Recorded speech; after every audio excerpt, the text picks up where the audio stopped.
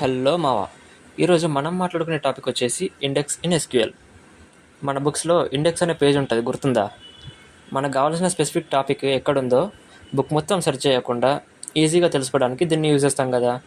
అలానే డేటాబేస్ లేదా టేబుల్లో కూడా లార్జ్ డేటా ఉంది అనుకో, మనకు కావాల్సిన డేటా కోసం టేబుల్ మొత్తం స్కాన్ చేయకుండా ఈజీగా యాక్సెస్ చేసుకోగలిగేలా ఈ ఇండెక్స్ అనేది యూజ్ అవుతుంది.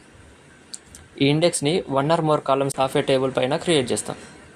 దీని మెయిన్ పర్పస్ వచ్చేసి స్పీడప్ సెర్చ్ ఆపరేషన్.